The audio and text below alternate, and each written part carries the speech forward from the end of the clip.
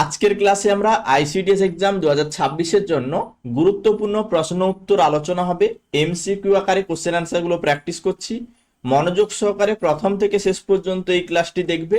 এখান থেকে অবশ্যই পরীক্ষায় কোশ্চেন কমন পাবে।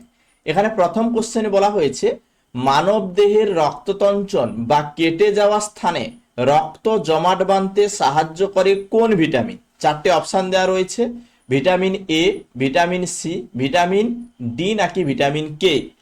মানব দেহে রক্ততঞ্চন বা কেটে যাওয়া স্থানে রক্ত জমাট বাঁধতে সাহায্য করে ভিটামিন কে।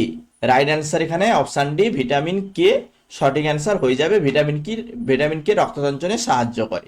তারপরের প্রশ্ন, শিশুদের ডায়রিয়া হলে ডিহাইড্রেশন বা জলাভাব রোধ করার জন্য প্রধানত কি দেওয়া হয়? শিশুদের ডায়রিয়া হলে বা জলের অভাব হলে ডায়রিয়ার প্রতিরোধের জন্য কি দেওয়া হয়? অপশানে দেখো ORS, IFA tablet, vitamin A syrup নাকি প্যারাসিটামল। কি দেওয়া হয়?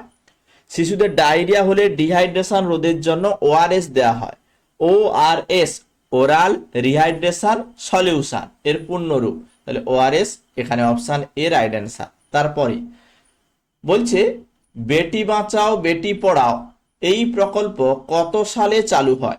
বেটি বাঁচাও বেটি পড়াও এই প্রকল্প কত সালে চালু হয়? অপশনগুলো দেখো 2014, 2015, 2016 নাকি 2018। বেটি বাঁচাও বেটি পড়াও এই প্রকল্প 2015 সালে চালু হয়। 2015 সালে এই প্রকল্প চালু হয়। নেক্সট, ব্রাহ্ম সমাজ কে প্রতিষ্ঠা করেছিলেন? ব্রাহ্ম সমাজ কে প্রতিষ্ঠা করেছিলেন? স্বামী বিবেকানন্দ, দয়ানন্দ সরস্বতী, রাজা রামমোহন রায়, ঈশ্বরচন্দ্র বিদ্যাসাগর। ব্রাহ্ম সমাজ প্রতিষ্ঠা করেন রাজা রামমোহন রায়। তো রাইট অ্যান্সার রাজা রামমোহন রায় ব্রাহ্ম সমাজ প্রতিষ্ঠা করেন।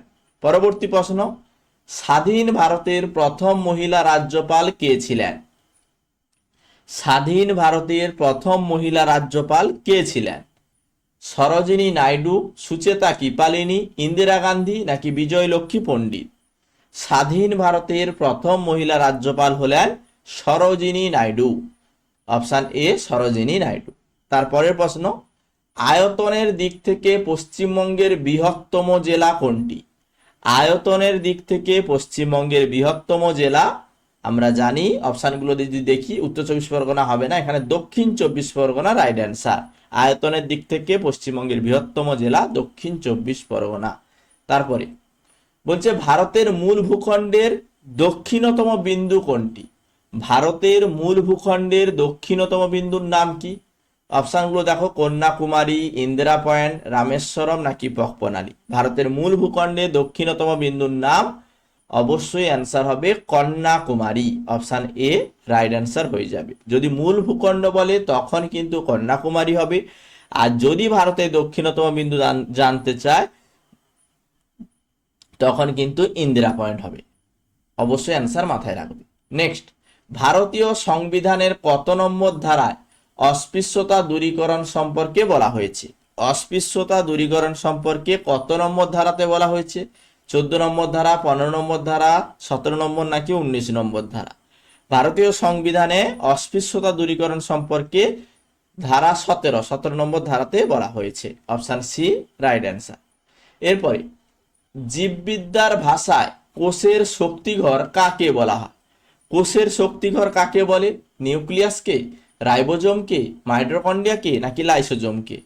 কোষের শক্তিঘর বলা হয় মাইটোকন্ড্রিয়াকে। মাইটোকন্ড্রিয়াকে কোষের শক্তিঘর বলা হয়। এরপরে বলছে বিশ্ব পরিবেশ দিবস কবে পালিত হয়? বিশ্ব পরিবেশ দিবস কবে পালন করা হয়? 5ই জুন, 22শে এপ্রিল, 16ই সেপ্টেম্বর নাকি 1লা ডিসেম্বর? বিশ্ব পরিবেশ দিবস 5ই জুন। 5ই জুন বিশ্ব পরিবেশ দিবস। গুরুত্বপূর্ণ 10টি কোশ্চেন আমরা প্র্যাকটিস করালাম। এই ধরনের আরো কোশ্চেন 100-150 করে প্র্যাকটিস সেট রয়েছে। কোশ্চেন অ্যান্সার গুলো তোমরা আইসিডিএস এক্সাম প্রিপারেশনে তোমাদের সিলেবাস অনুসারে কোশ্চেন অ্যান্সার এখানে প্র্যাকটিস সেট 1, 2, 3, 4 এইভাবে দেওয়া রয়েছে। প্র্যাকটিস করবে সম্পূর্ণ ফ্রিতে। সাজেশন পিডিএফ এর প্রয়োজন পড়লে এখান থেকে তোমরা সাজেশন পিডিএফও সংগ্রহ করতে পারবে। তাই অবশ্যই গুগল প্লে স্টোর থেকে ICDS exam preparation app install করে নেবে।